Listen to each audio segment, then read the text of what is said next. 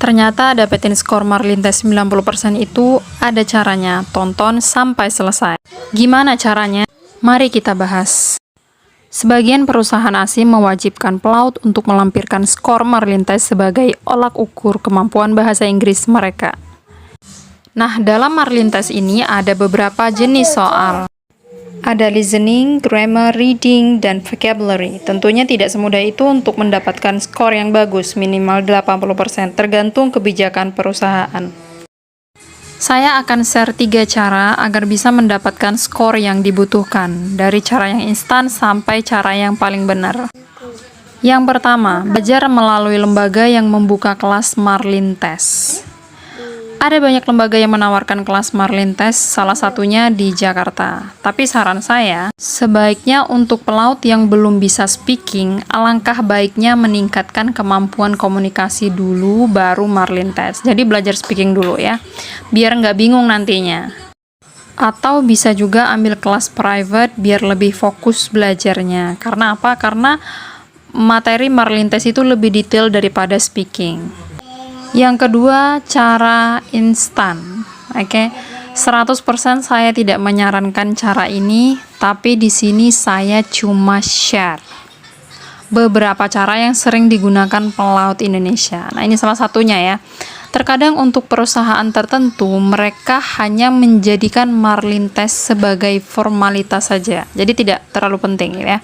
Nah, hal yang seperti ini kadang-kadang ada yang langsung bayar saja selesai, jadi tidak perlu Marlintes, bayar aja gitu ke perusahaannya, atau disuruh orang mengerjakannya, semacam pakai calo gitu ya, atau bisa juga beli sertifikat langsung ke lembaga tertentu. Nah, ini hanya sharing ya, ini beberapa info yang pernah saya dapatkan. Jadi tidak semua perusahaan itu benar-benar harus Marlintes skor sekian, terkadang cuma formalitas aja ya. Oke. Yang ketiga, belajar mandiri. Nah, untuk kalian yang benar-benar serius mau mendapatkan karir yang lebih baik di luar ya, perusahaan asing atau join di perusahaan besar, tapi mengharuskan skor Marlintes yang cukup tinggi atau besar, apalagi biasanya perusahaan tertentu tidak asal menerima sertifikat Marlintes. Mereka benar-benar ketat ya untuk itu, bahkan melakukan tes ulang langsung setelah sampai di perusahaan mereka, salah satunya Aramco ya. Saya sangat menyarankan kalian untuk melakukan hal ini, tapi jangan mendadak. Ini perlu persiapan ya, dalam artian perlu waktu untuk melakukannya. Untuk soal tipe listening ya, mendengarkan, ini contohnya seperti ini. Nah, mulai sekarang biasakan untuk melatih mendengarkan melalui soal-soal listening seperti ini. Ini ada banyak di YouTube ya. Ini salah satu contohnya. Ketik aja Marlintes gitu ya. Nah, maksimalkan setiap hari 2 atau 3 kali untuk durasi semampunya aja. Nah, kalau merasa kesusahan, coba atur settingan subtitle. Jadi pakai subtitle ya, terjemahan bahasa Inggrisnya. Nah, biar tahu gitu kosakatanya apa ya, kalimatnya seperti apa. Nah, atau bisa juga memulai latihan listening dari video bahasa Inggris yang lain seperti kartun ya, kartun, lagu atau film yang pengucapannya tuh masih pelan.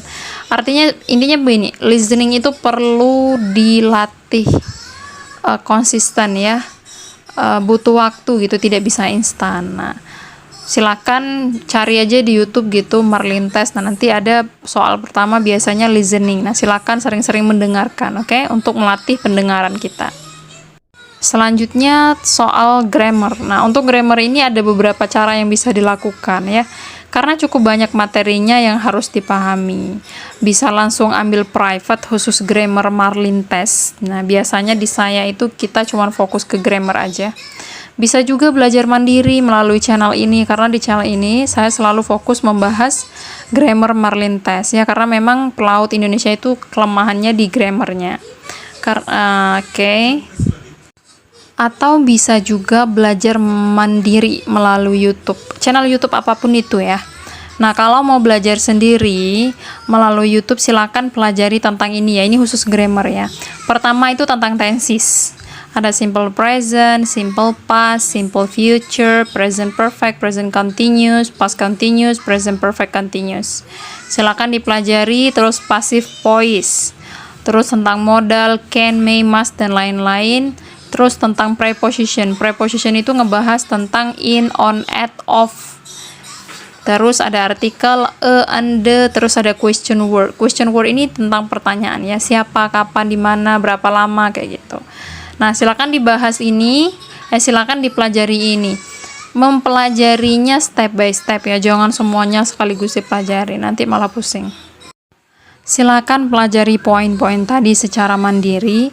Ada banyak materinya di YouTube ya yang membahas itu semua, termasuk soal reading ya, itu sebenarnya juga ngebahas tentang grammar. Nah, bisa juga pakai buku ya, ada bukunya saya share link di deskripsi video ini. Jadi bisa dipelajari. Mungkin buat teman-teman yang di YouTube sambil berlayar nggak ada waktu, cobalah dipelajari pelan-pelan. Kalau memang ada niat untuk join kapal luar yang mengharuskan Marlin Test ya. Nah, untuk tentang vocabulary, kosakata. Nah, untuk kosakata ini saya rasa ini soal yang paling mudah untuk pelaut karena memang familiar ya. Ini contohnya seperti ini. Ya, karena kuncinya yang penting tahu arti kosakatanya ya. Dan sebagian besar kosakata itu berkaitan dengan alat-alat tugas-tugas yang di kapal, yang mana sudah familiar digunakan dalam aktivitas sehari-hari di kapal. Walaupun nggak bisa bahasa Inggris, tapi biasanya ada banyak alat-alat di kapal yang menggunakan bahasa Inggris ya. Jadi namanya itu sudah bahasa Inggris.